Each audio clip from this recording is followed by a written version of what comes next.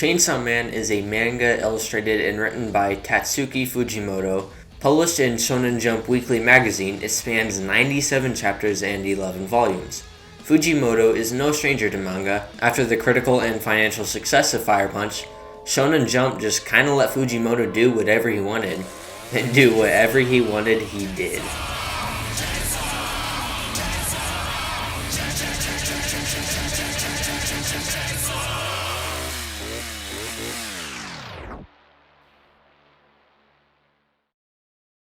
On March 4th, 2019, Fujimoto released the first volume of Chainsaw Man, introducing us to one of the best stories ever told.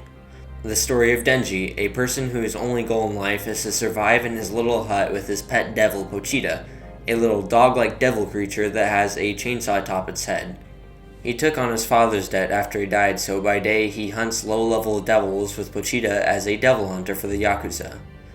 One day, the Yakuza debt collector tricks Denji into thinking that he's hunting another devil, but instead he kills Denji and Pochita. The Yakuza were told by a zombie devil to bring him a devil hunter. In exchange, the Yakuza would become more powerful.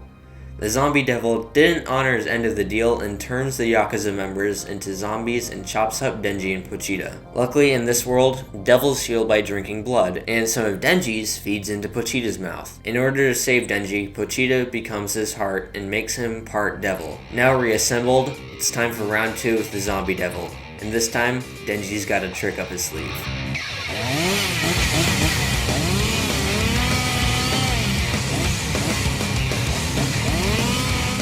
This is the opening of Chainsaw Man, and holy moly is it effective. Already we have an interesting story to keep you captivated.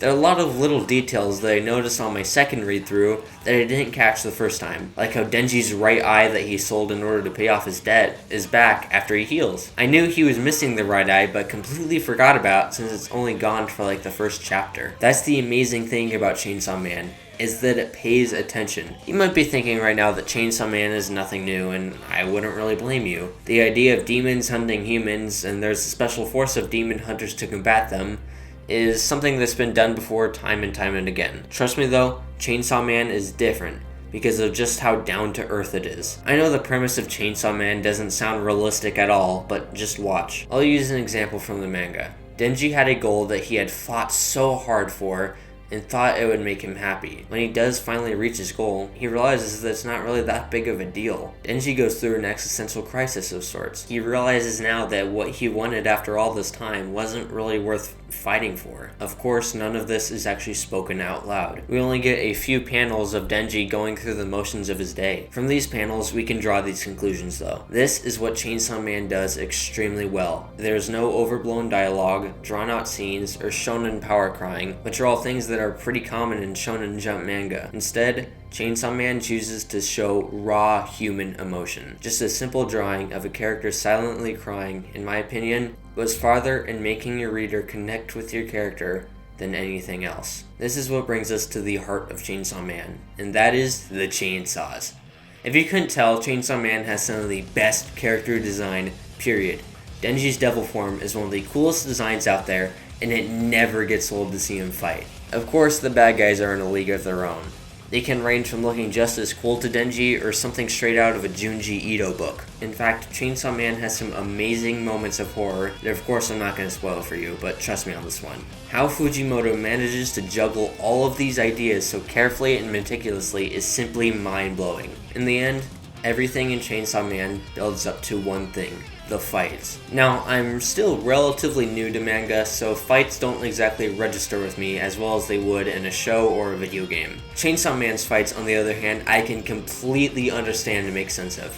I don't know what it is, but everything just seems to click for me. And what better manga than one about a dude whose fighting style revolves around chainsaws? Even if it isn't Denji who's fighting, such as somebody with a simple katana, the fight can still be just as exhilarating, if not more. In the end, my favorite thing that Chainsaw Man did was developing Denji. Not Chainsaw Man, just normal Denji. Denji largely starts out as just a husk of a human. As I mentioned before, his only real goal in life was to be able to do normal things like afford jam and sliced bread, be in a relationship, play video games, or just be able to sleep into bed. This scene is immediately cut off by Denji coughing up blood. If he hadn't been healed by Pochita, Denji may not have lasted much longer. Denji spends a fair amount of the manga questioning if he is even capable of basic human emotion. Slowly but surely, Fujimoto builds up Denji as a person and every other broken character. The biggest twist that Chainsaw Man had, in my opinion, was that this entire story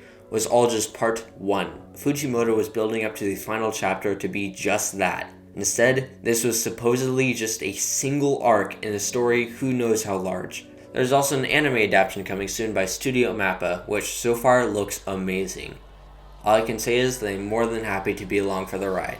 Chainsaw Man is a masterpiece.